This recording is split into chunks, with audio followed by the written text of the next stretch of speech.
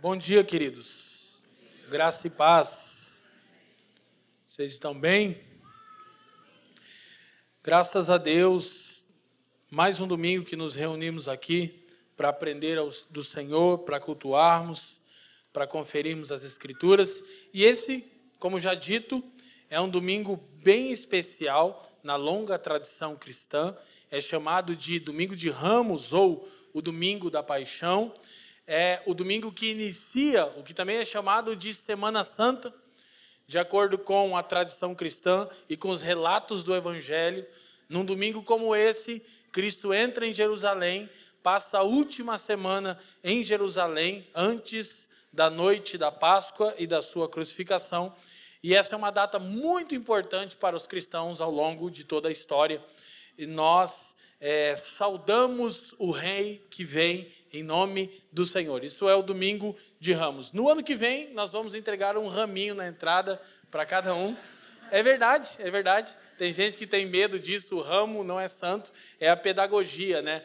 Para que possamos aqui encenar essa obra da redenção com um grande teatro, né? Então, nós estamos concluindo a nossa série de palavras intitulada Ele veio para servir a nossa vocação aqui na terra. E eu gostaria, antes de fazer a leitura do texto bíblico, que hoje será em 3 porções, eu gostaria de encorajar vocês a ouvirem novamente essas palavras. Elas estão disponíveis em todos os canais de áudio e de vídeo, nas contas da família dos que creem. Em especial, eu gostaria de recomendar 2 mensagens. A primeira é a mensagem do pastor Felipe Bartoszewski, intitulada Os Problemas do Ativismo Religioso. E a segunda é a palavra do domingo passado, do pastor Fabiano Krenk, Reverente Submissão. Eu ouvi 2 vezes a palavra do pastor Fabiano. Essa semana eu não estava presente, estava servindo a igreja em Jaraguá do Sul. Eu fui profundamente confrontado com a exposição feita pelo pastor Fabiano Krenk. Alguém mais que estava aqui? Eu gostaria de te recomendar que você ouvisse essas palavras novamente, porque nós entendemos que elas são muito pontuais para nós, enquanto igreja local, e também para essa estação que a igreja brasileira passa. Compreender, né, o ativismo religioso e seus males e o verdadeiro serviço cristão. Então, permita-se ser encorajado, desafiado e confrontado por essas mensagens. Depois temos a minha primeira mensagem, a do pastor Leandro Alves, e a de hoje, que vão servir só de cereja de bolo. Mas escute, vou dizer mais uma vez, a palavra do Felipe Bartoszewski e do pastor Fabiano Krenk. Por favor, escute essas mensagens novamente. Eu realmente me senti espancado em amor por elas. Alguém mais? Glória a Deus. Então é riqueza para a nossa alma, é salvação para a nossa alma. Nosso texto bíblico hoje, Marcos capítulo 11, versículo 1 a 26. Contudo, nós vamos ler em 3 porções. A primeira vai de 1 a 11, ok? É justamente o texto que registra esse domingo de Ramos, que dá início à última semana de Cristo, quando ele entra em Jerusalém. É também chamado de a entrada triunfal. Marcos 11, 1, a Escritura diz: E logo que se aproximaram de Jerusalém, de Betfagé e de Betânia, junto do Monte das Oliveiras, enviou 2 dos seus discípulos e disse-lhes: Ide à aldeia que está defronte de vós, e logo que ali entrardes, encontrareis preso um jumentinho, sobre o qual ainda não montou homem algum. Soltai-o e trazei-mo. E se alguém vos disser, por que fazeis isso? Dize-lhe que o Senhor precisa dele, e logo o deixará trazer para aqui. E foram, encontraram um jumentinho preso fora da porta, entre 2 caminhos, e soltaram. Alguns dos que ali estavam lhes disseram: Que fazeis soltando o jumentinho? Eles, porém, disseram-lhes como Jesus lhe tinha mandado, e deixaram-nos ir. 7. E levaram o jumentinho a Jesus, e lançaram sobre ele as suas vestes, e assentou sobre ele. E muitos estendiam suas vestes pelo caminho, e outros cortavam ramos das árvores, e os espalhavam pelo caminho. E aqueles que iam adiante, e os que o seguiam, clamavam, dizendo: Hosana, bendito o que vem em nome do Senhor. Bendito o reino do nosso pai Davi, que vem em nome do Senhor. Hosana nas alturas. 11. E Jesus entrou em Jerusalém no templo e, tendo visto tudo em redor, como se já fora tarde, saiu para Betânia com os 12. Oremos. Pai, te damos graças uma vez mais nessa manhã. Erguemos o nome de Cristo Jesus mais alto do que qualquer outro nome. Senhor, humildemente te pedimos que você nos presenteie com espírito de sabedoria e de revelação, iluminando os olhos do nosso entendimento, a fim de que conheçamos a real esperança da nossa vocação. Eu te peço ainda, Pai, que cessem as distrações e inquietações da nossa alma, a começar pela minha, e que tudo aqui seja para a glória do teu nome, pelos interesses de Cristo e para o bem do mundo. Nós oramos assim, no precioso nome de Jesus, e quem crê, diga amém. Então, esse é o nosso título. Vamos dizer juntos, 1, 2, 3, a entrada triunfal, princípios para o serviço cristão. Então, nós vamos olhar justamente para o texto que embasa essa data do calendário cristão e litúrgico, e vamos procurar extrair alguns princípios, os correlacionando com o serviço cristão. Naturalmente, eu não irei forçar o texto a fim de que ele diga o que não está dizendo, mas nós vamos perceber que há, subjetivamente, muitos princípios essenciais para o serviço cristão, corroborando assim com essa série de mensagens. Uma informação para nós a respeito disso: os eventos emoldurados pela entrada de Jesus em Jerusalém, sua ressurreição, são alguns dos mais dramáticos e teologicamente importantes de toda a narrativa bíblica. Esses dias apresentam não só o drama da entrada triunfal, julgamento, última ceia e crucificação, mas também as pungentes orações e ensinamentos proféticos de Jesus.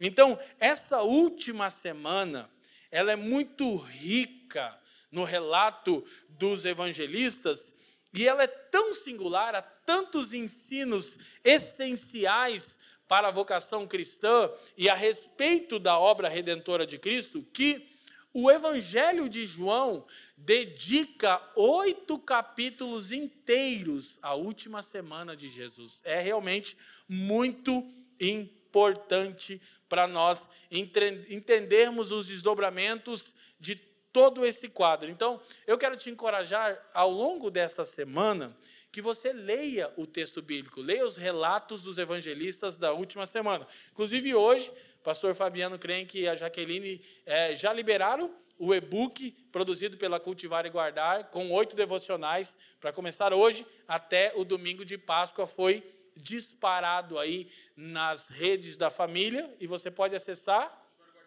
cultivareguardar.com. Amém? Unindo beleza e teologia.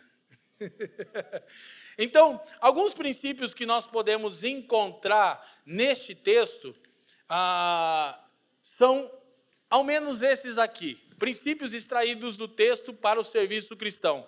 Vamos ler todos juntos? Vamos lá. Humildade, essência, zelo, fé, oração e perdão.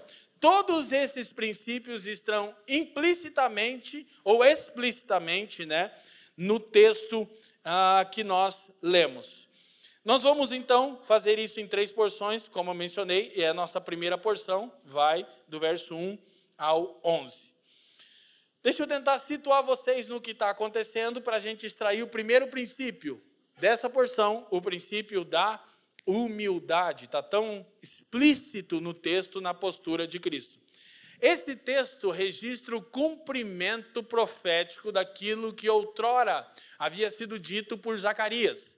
Zacarias capítulo 9, ele profetiza em Jerusalém, num contexto muito importante, de reconstrução do templo, contexto de reconstrução do templo, que o rei tão aguardado pelo povo de Israel viria de forma humilde, montado em um jumentinho. Está registrado em Zacarias capítulo 9, todo o capítulo. O que é interessante, que nós vamos perceber que nessa que é chamada de entrada triunfal de Jesus, a gente poderia chamar de entrada triunfal / paradoxal, porque não é nada daquilo que se esperava dele, ok? E é também curioso entender quantas vezes Jesus faz o mesmo movimento. Ele entra no templo, sai do templo. Entra no templo, sai do templo. Entra no templo, sai do templo. O contexto de Zacarias, voltando-se para a profecia, era exatamente a reconstrução do templo. Zacarias é um profeta pós-exílio babilônico, profetiza junto com seu conservo Ageu, e a palavra profética de Zacarias tem um único objetivo: reconstruam, purifiquem, reparem, restaurem a casa do Senhor. Por que isso tem a ver de imediato com a gente? Há uma relação direta entre o templo e o serviço cristão. Porque no primeiro pacto, o templo representava o ápice e o lugar onde se prestava serviço a Deus. Então nós vamos perceber que nesse capítulo, Jesus entra e sai várias vezes do templo, por uma razão muito importante que já vamos observar. Então, novamente, Zacarias está profetizando para o povo que deixou o cativeiro babilônico, a fim de que reconstruam, reparem, purifiquem, restaurem o templo do Senhor. Cristo entra cumprindo a profecia de Zacarias, ele vai direto para o templo, ok? E ele vai fazer exatamente o que Zacarias havia profetizado, ok? Então, o texto de Zacarias vai nos dizer o seguinte: alegra-te muito, ó filha de Sião, exulta, ó filha de Jerusalém, eis aí te vem o teu rei, justo e salvador, humilde, montado em jumento, num jumentinho, cria de jumenta. Destruirei os carros de Efraim e os cavalos de Jerusalém, e o arco de guerra será destruído. Ele anunciará paz às nações. O seu domínio se estenderá de mar a mar, e desde o Eufrates até as extremidades da terra. Então, a profecia que Cristo está cumprindo, registrada em Zacarias, no contexto da restauração do templo, Zacarias profetizou a fim de que o povo fosse fortalecido na missão de construir o templo do Senhor, de novo, o lugar que fala do nosso serviço prestado a Deus, aí a relação direta com o serviço cristão. Zacarias usa uma base para profetizar, para encorajar. Reconstruam o templo do Senhor, restaurem, reparem, porque um dia o Senhor habitará nele. Então, quando a gente olha direto para os eventos da entrada triunfal, algo nos salta. Na primeira entrada de Jesus no templo, nós lemos o versículo 11, acontece uma coisa curiosa. Ele entra em Jerusalém, o que é chamado de entrada triunfal, eu acrescento / paradoxal, ok? Ele entra no templo e faz isso aqui, ó. O texto diz que ele dá uma boa olhada e sai. Primeira inspeção concluída com sucesso. O Messias virá e habitará nesse templo. Então, quando o Messias chega, a pergunta é: ele habitará nesse templo?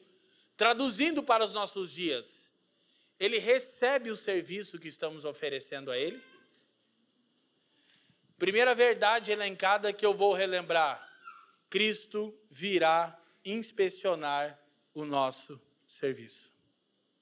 Inclusive, essa profecia vai aparecer em Zacarias 14, e depois em Malaquias 3, talvez o texto de Malaquias 3 seja um pouco mais conhecido. O profeta Malaquias diz: aquele a quem vocês clamam virá. Lembra dessa música? Virá o seu santo templo, mas quem subsistirá o dia da sua vinda? Ele será como o lavandeiro, como o ourives que purifica a prata e o ouro. Então o povo clama para que ele venha. Ele veio. Ele vem para inspecionar o serviço do seu povo. E a pergunta agora é: ele recebe?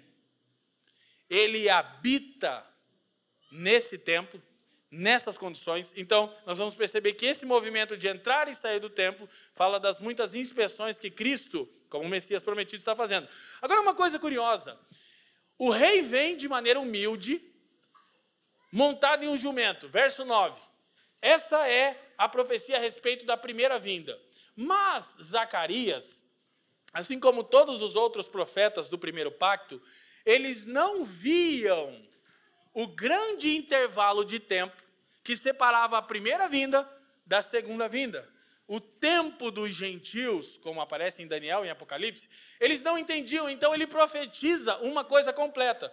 Eu costumo dizer que os profetas viam um quadro da obra da redenção. Eles só profetizavam o que estavam vendo, criação, queda, redenção, consumação. Eu não estou falando de cronologia, eu nem sei que havia uma cronologia. Daí a frustração das pessoas ao esperarem que Cristo fizesse o quê? O verso 9 fala a respeito da primeira vinda. Nas palavras de John MacArthur, as duas vindas de Cristo são comprimidas como se fossem uma. O verso 9 refere-se à primeira vinda. Vem humilde, montado em um jumento, está cumprindo na entrada triunfal. Já o 10, a segunda vinda, ele destruirá as armas de guerra, ele estabelecerá paz. Então as pessoas estão esperando que Cristo, o Messias, naturalmente seja um líder político/militar. E é daí que começa o paradoxo da entrada triunfal. Então, quando nós estamos aclamando, Hosana o que vem em nome do Senhor, bendito é o reino do nosso pai Davi, o que eles estão dizendo, em outras palavras, é: você é o descendente de Davi, portanto, o herdeiro legal do trono, portanto, o Messias e líder militar que dizimará os oponentes e os gentios e estabelecerá Jerusalém e Israel como louvor da terra.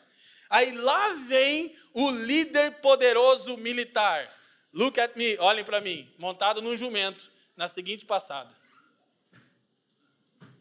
O Messias chegou. Ele vai estabelecer o seu reino. Eu fico imaginando, inclusivamente, de fato não tem nada de cômico nisso, mas se fosse filmado, nos nossos dias viraria um meme. Fala a verdade. O tão aguardado Messias chegou. Imagina ele descendo o Monte das Oliveiras com um bando de pobre, vindo de Betfagé e de Betânia. Betfagé significa casa de figo, Betânia significa casa de pobre. E Jesus gostava dessa região, porque tem figo na casa dos pobres de espírito. Já já ele vai encontrar uma figueira que tem aparência, mas não tem essência, que é o segundo princípio. Mas lá vem um rei vitorioso, na passada do jumentinho. É quase cômico, mas há uma pedagogia. A primeira denúncia de Cristo é que a verdadeira autoridade é revestida de profunda humildade. E aqui nós novamente somos lembrados como a mensagem do Evangelho é impopular.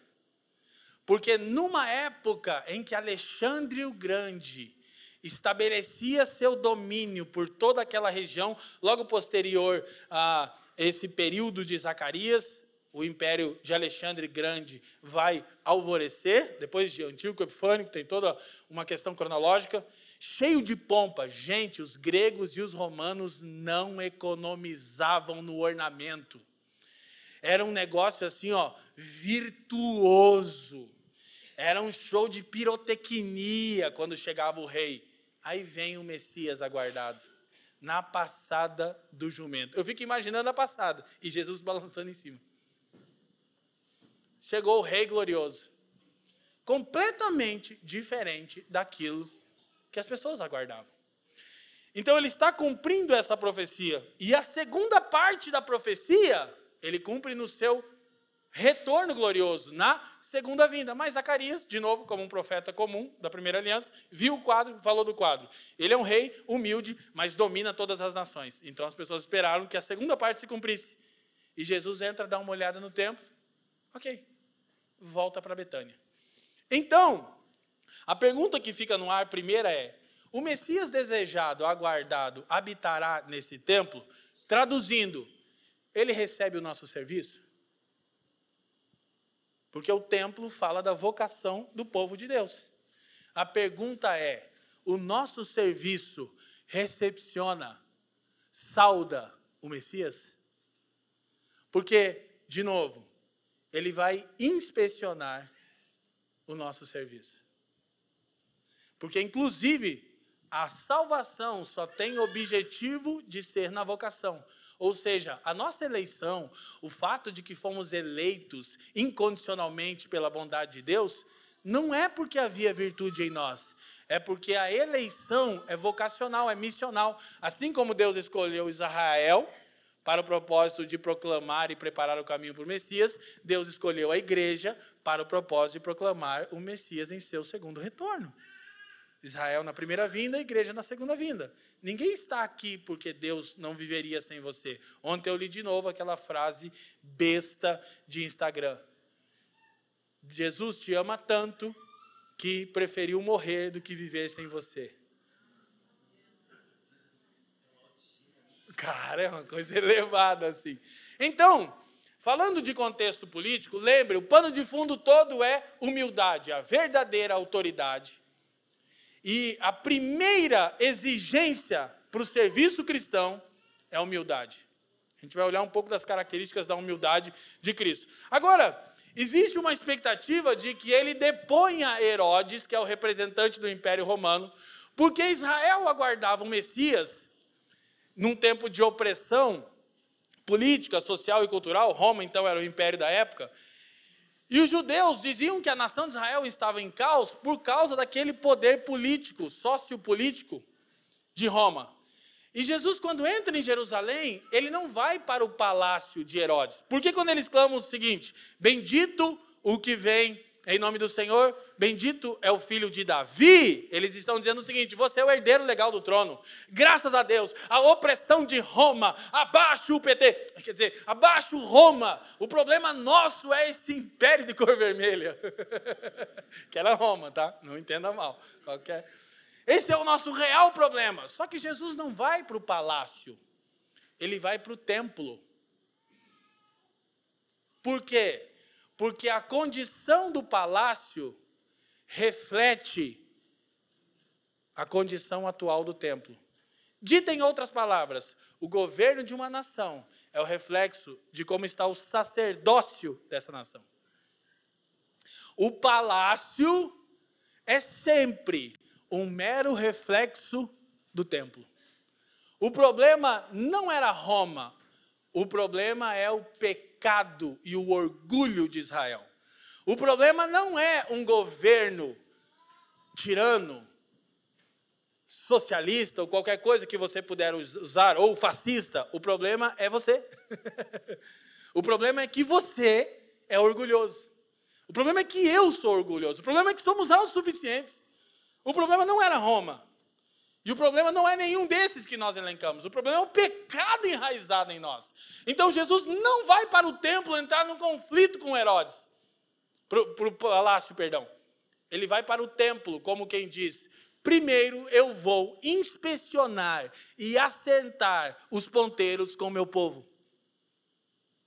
Porque a intenção de Jesus é o templo, não o palácio. Porque ele já é rei. Ele não carece de governo. Ele governa de uma eternidade a outra, amém? Então, é importante termos isso em mente. Agora, o cenário é que a multidão começa a clamar Hosana, que transliterado significa: ó, salva-nos de quem? De Roma. E o Senhor estava: eu estou vindo salvar vocês de vocês mesmos.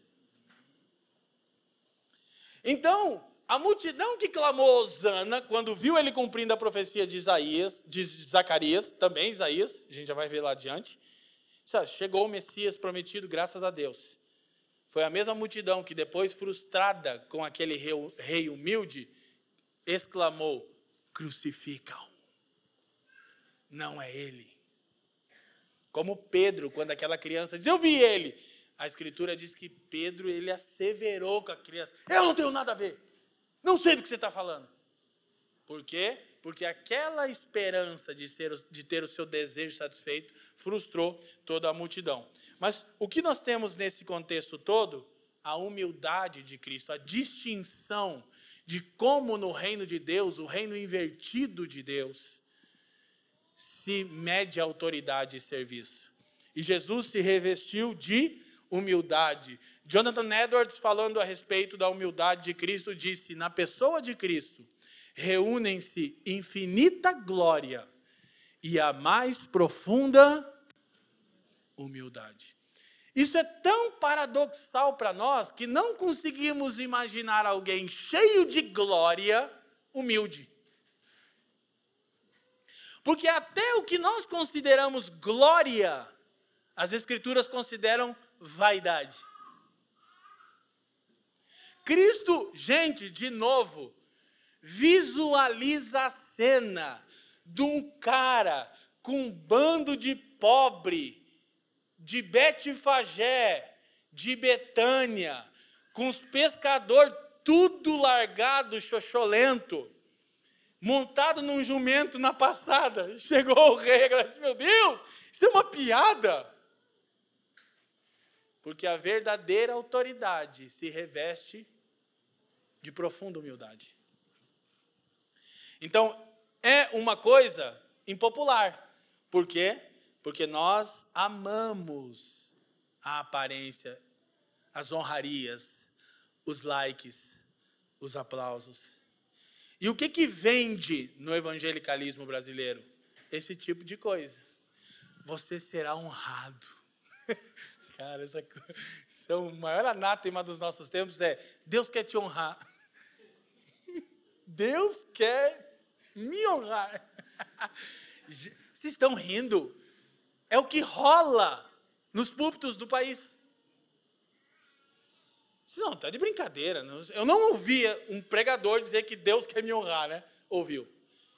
Deus quer te honrar. Aí a gente chega ao ponto de escrever músicas, né? Falando que, né, nossa vitória vai ter sabor de mel. A gente ri, que, né? Parece meme, não parece? Mas é comum, a gente está esperando ser honrado. Inclusive, muitos de nós se frustraram com o serviço porque nunca serviram a partir de uma consciência da sua humildade, da sua pobreza de espírito. A gente serviu para ter retorno. Aí não nos deram retorno, a gente se frustrou. Por quê? Porque somos orgulhosos. Porque pensamos, olha, eu fiz tanta coisa. Nossa, mas eu me entreguei tanto. A pergunta é, foi ao Senhor ou foi para o reconhecimento seu? Então, Andrew Murray diz algo maravilhoso sobre humildade. Ele diz, humildade não é apenas uma graça ou virtude como as outras. Ela é a raiz de todas. Pois somente ela toma a atitude correta diante de Deus. E permite que Ele seja e faça tudo. Só há uma maneira de nos apresentarmos diante de Deus. Em humildade. Então, há muitas virtudes compartilhadas pelo Espírito conosco. A mais virtuosa e importante de todas, a primeira, é a humildade. E, gente, eu vou ser o primeiro a confessar o pecado. Quanto de humildade falta em mim. Então, nessa semana da entrada triunfal, a Semana Santa, olhe para você mesmo e veja o quão orgulhoso, altivo e autossuficiente você é. O simples fato de não consultarmos o Senhor na sua palavra, em oração, e vivermos a vida como se Deus fosse um conceito abstrato de poder que nos serve sempre que necessitamos, demonstra a altivez do nosso coração. E vou dizer de novo, alguém que serve na igreja e se frustra, só se frustra porque nunca serviu em humildade. Imagina a multidão, Hosana! E Jesus pensando, daqui uma semana vocês dirão, crucificam. Porque eu vou frustrar as expectativas de vocês. De novo, o irmão Murray disse, é o orgulho que faz a redenção necessária. Assim, é do nosso orgulho que precisamos, acima de todas as coisas, ser redimidos. Qual é a base da queda? O orgulho. A autossuficiência. Qual é a primeira coisa que precisa ser redimida em nós? O nosso orgulho. E a primeira evidência de um cristão nascido de novo é a humildade. Agora eu vou dizer algo. A humildade é, por natureza, retraída. Eu não estou falando de autopiedade, porque autopiedade é orgulho disfarçado de santidade. Autopiedade é você não querendo ser exposto, fingindo-se humilde. Mas, na verdade, você é orgulhoso, omisso e preguiçoso. Por isso é autopiedoso. A autopiedade é, inclusive, uma das maiores manifestações do orgulho. Por quê? Porque você pensa, puxa, coitado de mim, coitado de você e de mim. O nosso destino é o lago de fogo e enxofre, irmãos. Se dependesse do nosso comportamento, mérito, intelecto, emoções, nós arderíamos no inferno por toda a eternidade. E Deus seria santo e justo. Mas gloriosamente, misericordiosamente, maravilhosamente, Ele nos redimiu e nos salvou. Amém? Então, alguém que tem essa consciência de si mesmo só pode refletir humildade. E vou dizer de novo, a humildade é por natureza retraída. Eu tenho muita dificuldade com os líderes da nossa geração, porque eu não encontro humildade na postura deles. Inclusive, eu acho um absurdo quando eu vejo um pastor, que é comum, todas as semanas eu vejo, todos os dias eu vejo, eu estou até de saco cheio disso, dizendo, escute a palavra que eu preguei, ela é incrível para a sua vida. Eu digo, falando de si mesmo? Eu toda vez que termino uma pregação, termino em depressão, achando, foi horrível, não consegui, não deu, estraguei tudo, eu sou um carnal, Deus me mata. Se tivesse um caminhão, me jogava embaixo na hora. Que eu tenho consciência que eu prego uma mensagem muito maior do que eu mesmo não alcancei tudo aquilo que eu estou compartilhando, muitas vezes quase nada do que eu estou dizendo. E eu fico pensando, como os líderes da minha geração são ensimesmados, como eles, foi incrível, hoje foi muito forte. Isso é muito comum no nosso meio. E aí o que vende? Vende o coaching, vende o ano incrível, é isso que a galera quer. Mas vou dizer de novo, a humildade é por natureza retraída. A pessoa humilde, isso é a primeira lição para mim, tá ok? Se servir para alguém, pega aí. Ela sabe a hora de falar, ela sabe a hora de se posicionar. Humildade não é autopiedade. Humildade é evidência de autoridade verdadeira. Mas você sabe que a autoridade que você exerce não é tua. Vem do Senhor que te redimiu e só te deu autoridade para servi-lo, para executar a sua vocação. Quem está me entendendo, amém? Então, algumas características práticas para cultivarmos humildade. Primeiro, considere no seu coração que você é menor do que os outros. Fácil, né? Sem o Espírito de Deus, quem consegue nutrir isso? Ninguém. Mas aí tem aquelas lições práticas, entendeu? Não é tão fácil manter isso, é só lembrar todos os dias de quem você é de verdade, porque aí vai ficar um pouco mais fácil. Porque você e Deus sabem quem você é, né? As pessoas pensam uma coisa sobre você, mas você sabe quem é. Segundo, não julgue ninguém, mas sempre analise a sua vida primeiro. Olha, uma igreja de pessoas marcadas por humildade, não ficam se julgando mutuamente, né? Elas se autoanalisam. Examine se o homem é a si mesmo. Terceiro, fuja das honras desse mundo. Ai, meu Deus, coach do fracasso. Nada é tão perigoso como buscar o reconhecimento dos homens. Nada destrói tanto a alma de alguém, gente, como buscar as honrarias deste mundo. Quantos irmãos têm se perdido no desejo do like? O que as pessoas fazem hoje por um like? Assustador, né? Quarto, reconheça que a palavra de Deus sempre está certa, mesmo que você não. Deus está sempre certo, você e eu estamos sempre errados. Deus é sempre verdadeiro e você e eu somos sempre mentirosos. Amém? Isso disseram os reformadores. Quinto, seja obediente aos princípios de Deus, de forma voluntária e... Como se serve a Deus de forma voluntária e... Porque você tem uma consciência de humildade. Cara, olha hoje, eu, pecador, envolto em um lamaçal de imundícia, fui salvo, redimido, recebi o dom da vida eterna, inserido na igreja, e agora eu posso servir a igreja, ou pregando o evangelho, ou cantando canções do evangelho, ou atendendo no estacionamento, ou socorrendo os pobres, ou trabalhando na frente social. Meu Deus, que honra! Eu agora tenho uma utilidade, posso glorificar a Deus. Como eu vou servir de forma voluntária e prazerosa? Então, eu realmente não consigo entender pessoas que não servem de maneira voluntária e prazerosa. E que se acham, inclusive, vitimizadas. Porque a nossa medida de serviço é Cristo. Então nós precisamos nos comparar. Quanto Cristo serviu, com qual postura, humildade, e a gente vai servir na medida de Cristo, com o sentimento de Cristo.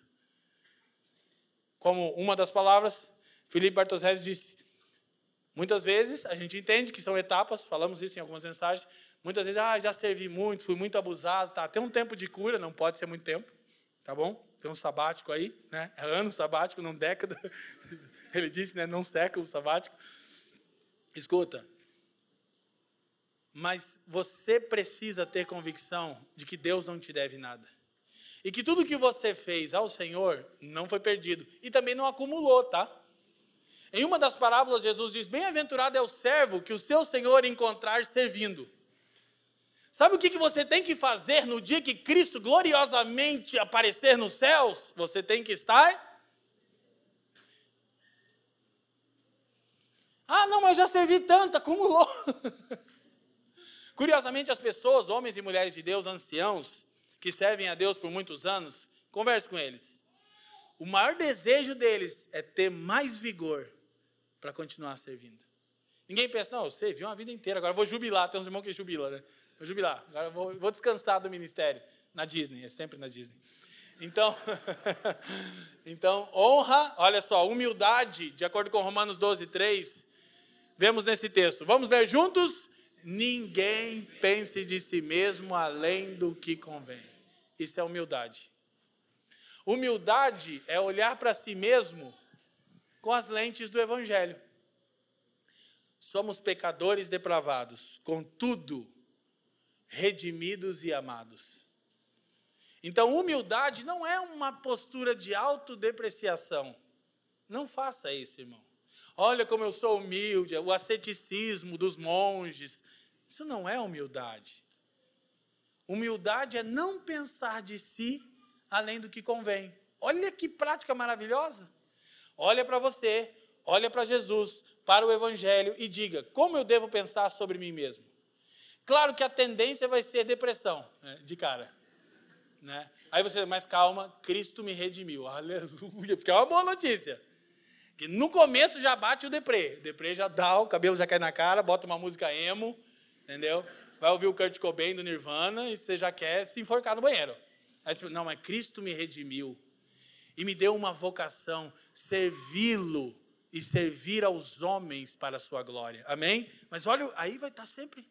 Aí quando você serviu, se entregou, foi generoso financeiramente, né? Ontem a gente falou aqui, ontem tinha quase 50 novos irmãos se unindo à família, glória a Deus, gente, no intro à família, e a gente falou sobre finanças, a gente não entende leis que obrigam as pessoas a dizimar e ofertar, a gente entende um coração regenerado na nova aliança. Aí tem gente, não, mas agora então não sou mais obrigado, não faço nada. Está evidenciando que na verdade você não nasceu de novo. Que quando somos livres, nós podemos exercer a nossa generosidade, o nosso serviço a Deus. Amém? Segunda porção, vamos correr, Marcos 11, verso 12 ao 14. Projeta para nós, por favor. E no dia seguinte, quando saíram de Betânia, teve fome. E vendo de longe uma figueira que tinha folhas, foi ver se nela acharia alguma coisa, e chegando a ela não achou, senão folhas, porque não era tempo de figos. E Jesus falando, disse-lhe, nunca mais alguém coma fruto de ti, para sempre.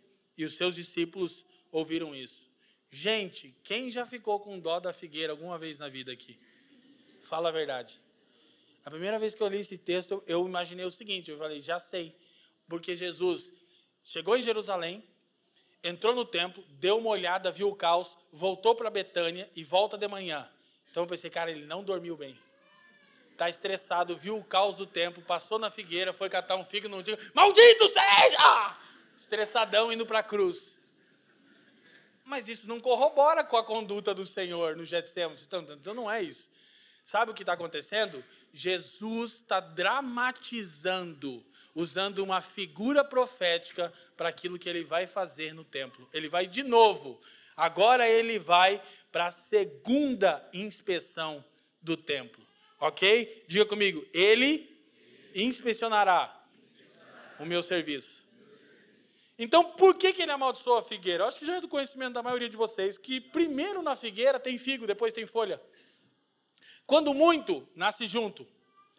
Então, não existe figueira com folha sem fruto. O que está em questão aqui? Segundo princípio. O primeiro é humildade. O segundo princípio para o serviço cristão é essência. Ou eu poderia chamar de realidade interior. Aparência versus essência. Parecia uma figueira frutífera. Cristo chegou nela, não tinha figo. Então ele amaldiçoou. Por quê? Porque todo o serviço de Israel, com toda a sua pompa, inclusive o templo, a área do templo dos dias de Herodes, era uma das maravilhas da antiguidade. Todos aqueles que visitavam Jerusalém nos dias de Herodes e de Jesus registraram, os historiadores, que a vista que você tinha da área do templo era magnífica, de maneira tal que os discípulos daqui a pouquinho vão dizer: mestre, olha só que edificações!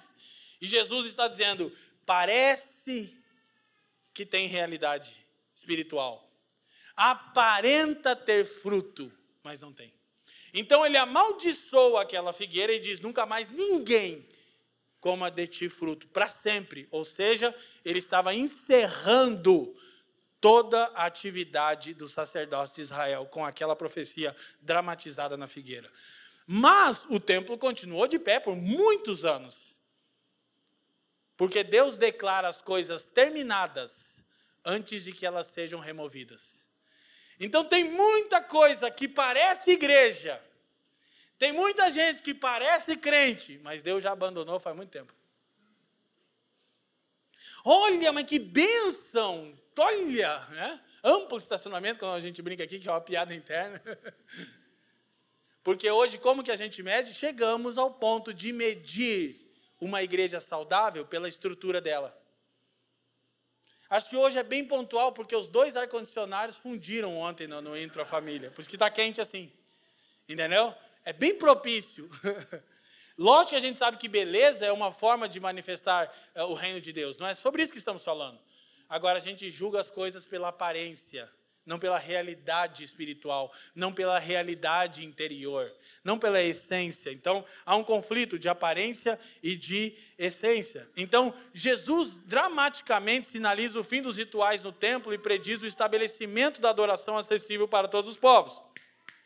Ele se opõe a uma religião estéril e aos seus líderes hipócritas. Essa experiência com a figueira fornece uma moldura e interpretação para a ação de Jesus ao purificar o templo. É tão fora que os judeus esperavam que o Messias purificaria Jerusalém e o templo dos gentios. E Jesus está purificando Jerusalém e o templo para os gentios virem adorar a Deus, que é a profecia que ele vai mencionar de Isaías. A minha casa será casa de oração para todos os povos. Então é tão distinto, né? Ele é o rei de todas as nações. Toda essa dinâmica está se dando em torno do templo, porque o templo era o coração de Jerusalém, o centro da vida espiritual de Israel. Como no caso da figueira, a glória externa do templo, um dos grandes santuários da antiguidade, prometia fruto, mas após detalhada inspeção, Jesus não encontrou nada. O desafio para concluirmos essa série não é só que devemos servir, é que Cristo vai inspecionar o nosso serviço, para ver se tem aparência ou se tem essência, realidade espiritual, fruto. Porque o ativismo religioso não é fazer muitas coisas para Deus, é fazer coisas sem realidade espiritual, sem serem frutos espirituais. Então, depois na próxima porção que a gente já vai ler, a gente vai perceber aqui então que Cristo condenou a figueira por não providenciar o que sua aparência prometia. Vou te falar uma das coisas mais difíceis que eu descobri estudando a Bíblia. Que no Novo Testamento, a palavra mentira, traduzida direta do grego, significa tudo aquilo que não é o que aparenta ser. Pergunta: você é uma mentira? Eu sou uma mentira? Aparentamos ser o que não somos? Mentira, à luz do Novo Testamento, é tudo aquilo que não é o que aparenta ser. Parece crente, parece serviço a Deus, parece uma igreja. Muitas vezes é mentira. Então, Jesus vai usar duas profecias e ele vai uni-las no próximo trecho que vamos ler. A profecia de Isaías 56 e de Jeremias 7. Olha só, sabe o que está acontecendo aqui? Jesus inspecionou o templo a primeira vez, agora vai descer para a segunda inspeção. Ele vai evocar Jeremias 7. Jeremias 7, está lá o templo de Salomão construído, maravilhoso, magnífico, os rituais ocorrendo, as pessoas supostamente servindo a Deus, e aí Deus manda Jeremias se colocar na porta do templo, Jeremias 7:1, cara, essa é uma das passagens mais doidas que eu acho da Bíblia. Se profeta, a coisa mais difícil do mundo é ser profeta, né? Você está sempre na contenda, né? Eu sei o que é ser pesado de língua. As pessoas estão sempre, cara, mas você está sempre reclamando de algo, você está sempre... fazer o quê, né? Aí o Jeremias se colocou na porta do templo, as pessoas chegavam para adorar e ele dizia, não adianta. Imagina, o domingo, o irmão, bom dia, não adianta vir aqui, ficar dizendo templo do Senhor, templo do Senhor. Cara, leia Jeremias 7, você fica depressivo, você fala, meu Deus, que droga. O Jeremias dizia, cara, não adianta, Deus conhece o interior de vocês, não tem essência, tem só aparência. Passou uma semana inteira cuidando do próprio umbigo. Agora está com cara de servo de Deus no domingo. Vive a semana inteira sem servir ninguém. Todos os pobres que passaram por você, você desprezou e disse, eu não posso. Todos os aflitos que clamaram, você disse, eu não consigo. Todas as situações você disse, eu não tenho tempo. E agora você chega aqui, eu sou um servo teu. Aí Deus põe o Jeremias e diz, é mentira. Vocês estão tentando enganar a quem? Só que é o templo de Salomão, está de pé, é incrível. Tem muitos seguidores, cara. Mega estrutura, amplo estacionamento, ar-condicionado que funciona. E aí Jesus vai usar a profecia de Jeremias. Então, nossa terceira porção, versículo 15 a 19. Quem está comigo, diga assim.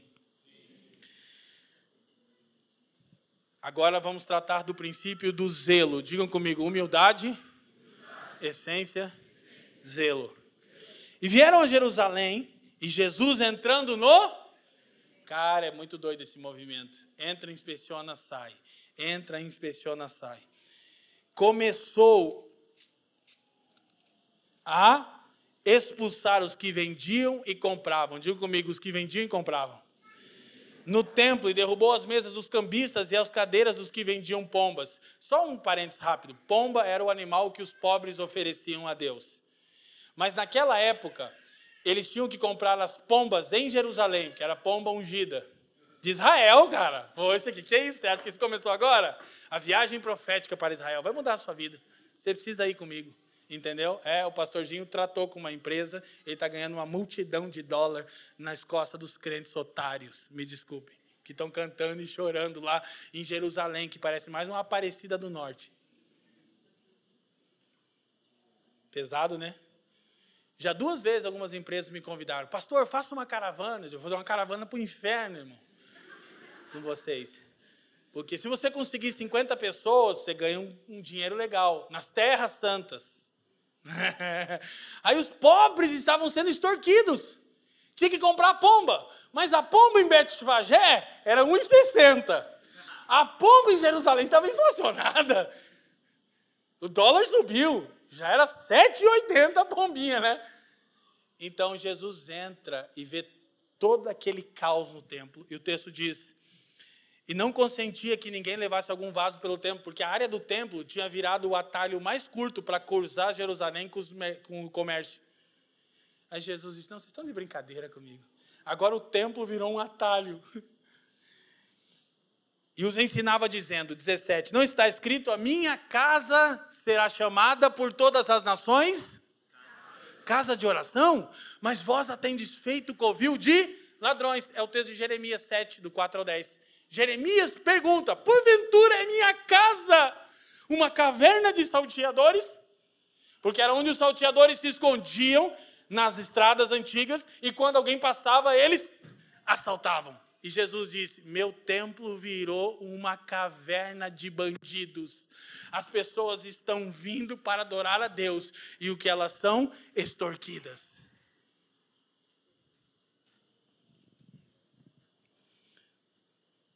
Complicado, né, gente? Então, o texto continua, os escribas e os principais sacerdotes, tendo ouvido isso, buscavam ocasião para matá-lo, pois o temiam, porque toda a multidão estava admirada acerca da sua doutrina. E sendo já tarde, saiu para fora da cidade. Sai de novo. Vou voltar mais uma vez ainda. Agora, o que acontece? Jesus purifica o templo 2 vezes. João relata no capítulo 2 que Jesus entra no templo no começo do seu ministério, agora é no fim. Ele pega, no começo ele está mais bravo. Ele pega o chicote e dá na cara das pessoas. Pá! Pá! O Jesus misericordioso, né? Imagina o que os coaches fazem com essas passagens. Eles não pregam, claro, né?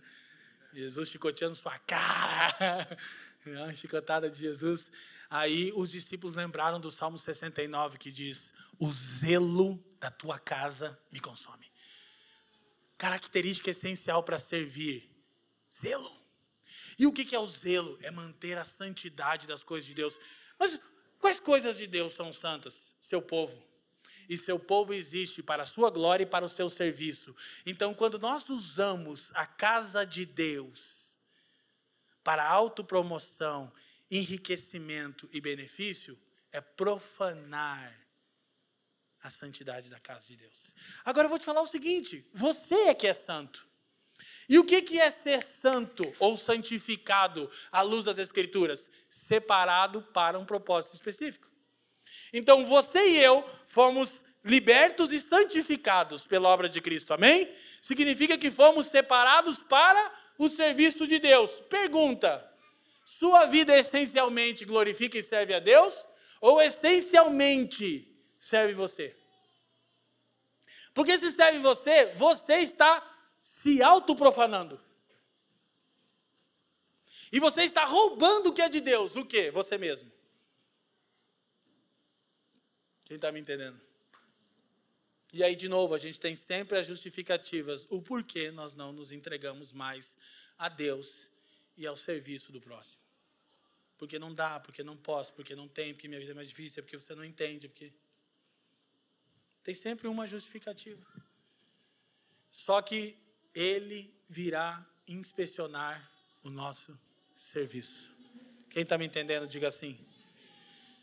Vamos correr. O templo, o lugar originalmente consagrado para adoração a Deus, havia se tornado um lugar onde as pessoas eram extorquidas. Agora eu vou falar para os irmãos. Eu nem tenho, talvez, 1% do zelo que Jesus tinha. Mas o 0,000 que eu tenho me perturba de ver as pessoas usando a igreja para enriquecimento ilícito. Porque eu não consigo ficar quieto. Volta e meia as pessoas me perguntam, por que você está toda hora contendendo com alguém ou com algo? Eu digo, porque o zelo da casa do Senhor me perturba. E não é porque eu sou muito santo, não. É ao contrário. É porque eu sei quem eu era e a vocação que eu recebi. Pregar o evangelho. Eu sou daquele que vou morrer atirando. Tá ligado? Amém? Agora eu vou te falar o seguinte, você pode pensar, nossa, que cara santo. Não, é porque quem muito foi perdoado, mais ama. É porque há 22 anos atrás eu era um usuário de crack, afundado num lamaçal de pecado. 24 de março, eu fiz 22 anos que estou em Jesus. E aqui nessa sala, de novo, pessoas que estavam lá, como o Denis, que eu olho aqui, no dia que Jesus me salvou. E você pergunta para ele se eu arreguei. Aí um pastor me disse lá atrás, é o primeiro amor, o que é? No começo é sempre assim. Eu falei, depois perde. Falei, eu me converto de novo. Inclusive, agora eu descobri que nem convertido eu sou direito no processo. 22 anos. Mas, gente, não dá. Por favor. Isso não é uma tarefa só de pastores. Isso é uma tarefa do povo redimido de Deus. Não vamos permitir que a casa do Senhor seja profanada. Amém, gente? A gente tem tanto medo, falar coisas simples. Não tem uma livraria aqui fora? Tem ou não tem? A gente tem tanto temor que o nosso acordo foi, vai ter livro se não tiver R$1 de lucro. Então, na conta tem prejuízo que a gente paga imposto. Por quê? Que a gente teme ter lucro com aquilo. Usar esse ajuntamento. Eu tenho um livro meu, você compra se quer, o trabalho e tal. Aqui é um santo ajuntamento. A gente vem aqui para adorar a Deus, então não tem lucro. Quem está me entendendo? Tem que comprar os livros do pastor para ter um 2023 incrível. Mas também poderia ajudar o pastor, né? Comprar um livrinho dele ali fora. Eles mudaram o chamado de Deus para celebrar sua glória em rentável comércio. E assim fazendo, colocaram Deus a serviço do... Esse é o problema. É porque isso aqui é um serviço de Deus. E se é direcionado para nós, é fazer com que Deus sirva o nosso pecado. Cadê o zelo, gente? Onde está o zelo por servirmos um Deus que é santo? Amém? Então se comporte de maneira zelosa, zele pela santidade da casa de Deus. E por fim, 20 a 26, para encerrarmos. E eles passando pela manhã viram que a figueira tinha se secado desde as raízes. Pedro, lembrando, disse-lhe, mestre, eis que a figueira que tu amaldiçoaste se secou. E Jesus respondendo, disse-lhes, tende fé em Deus. Ele está repreendendo, mas aqui ele está mais querido. Porque em verdade vos digo que qualquer que disser a este monte, ergue-te e lança-te no mar, e não duvidar em seu coração, mas crê que se fará aquilo que diz, tudo o que disser lhe será feito. Por isso vos digo que todas as coisas que pedirdes, orando, crendo receber, e tê-las-ei. 25. E quando estiverem orando, perdoai, se tendes alguma coisa contra alguém, para que o vosso Pai que está nos céus vos perdoe as vossas ofensas. 26. Mas se vós não perdoardes também, vosso Pai que está nos céus não vos perdoará as vossas ofensas. Aí aqui nós descobrimos uma coisa, como servir a Deus com sacrifícios espirituais. Humildade, zelo, essência. Quais são as outras 3 coisas que nós extraímos no ensino de Jesus nessa última semana, aqui, nesses primeiros eventos? Se o templo deixou de funcionar como um lugar onde a humanidade se aproxima de Deus, como os homens podem vir a Deus agora e prestar verdadeira adoração? Porque se o templo é profeticamente dramatizado na figueira que não dá mais fruto, então como se serve a Deus agora? Jesus provê a resposta com fé, oração e perdão. Então, uma vida regada de fé, de oração e de prática de perdão é serviço a Deus. É sacrifício espiritual que agrada a Deus.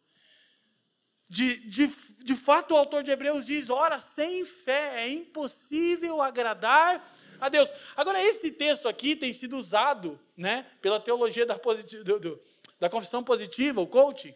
Tudo que você pedir crendo será seu. Ah, então vamos crer aqui agora, eu creio agora aqui na Land Rover. Declara aí, irmão, declara aí comigo. Não deu. Ixi. Veio o ninho mesmo. Ah, então daí, tá sem fé. Não é confissão positiva. Porque fé é conhecer a vontade de Deus.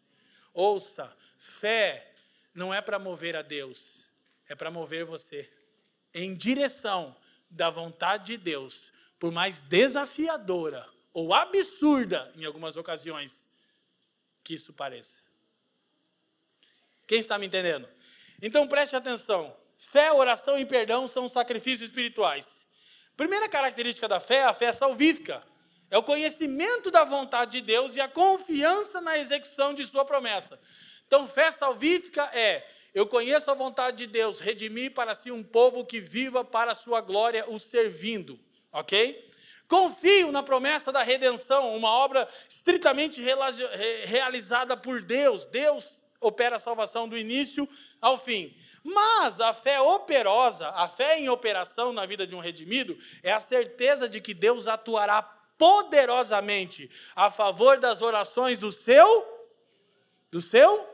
povo, uma vez que corroborem com o querer divino. O que Jesus está ensinando é que para orar eu preciso ter fé, porque fé não é expectativa, fé é conhecimento da vontade de Deus. Então, quando eu tenho fé, eu conheço o querer de Deus, eu oro a vontade de Deus, como o apóstolo João diz em 1 João 5,14. Ele diz, se pedimos alguma coisa de acordo com a sua vontade, sabemos que Ele nos ouve. E se sabemos que Ele nos ouve, sabemos que Ele realizará o que pedimos. Porque o que pedimos é a sua vontade. Esse é o princípio da intercessão. Na verdade, oração, intercessão, é dizer para Deus o que Ele já disse. Esse é o princípio da oração. Orar a vontade de Deus. E claro, por favor, entenda uma coisa. Servir a Deus não é um fardo. Nós não fazemos apologia à pobreza, não somos franciscanos, tem que ser bem pobre para ser humilde, não, tem que ter pobreza de espírito, pode ser multimilionário, mas pobre de espírito. Ninguém pense de si mesmo além do que convém, quem está me entendendo? Agora, eu entendo que tudo está a serviço da glória de Deus. Ok? Então, fé é essa característica, oração. A oração de fé concentra-se em fazer a vontade de Deus uma realidade. Portanto, a verdadeira fé envolve sempre rendição à vontade de Deus. Fé, antes de qualquer coisa, é confiança de que Deus sabe o que é melhor para nós. E aí nós oramos, Senhor, você sabe o que realmente precisamos. Que a gente muitas vezes está pedindo pedra e acha que é pão. Está pedindo cobra e acha que é peixe. Por isso que Deus não responde. Mas quando a gente pede pão e peixe, Ele responde. Quem está me entendendo, amém? E aí, a marca dessas orações também é o perdão. John MacArthur diz, orações bem-sucedidas requerem tanto fé quanto perdão. Então, gente, presta atenção.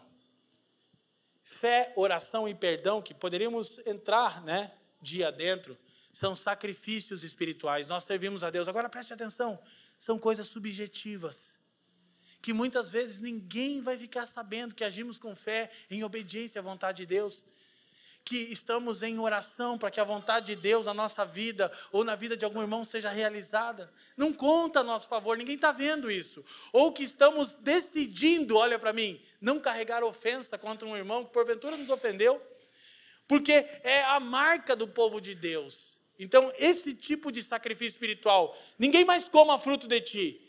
Aparência sem essência, não. Agora, muitas vezes a essência não tem boa aparência. O reino de Deus, muitas vezes, não tem uma boa aparência aos nossos olhos. Mas tem aquilo que o Pai procura.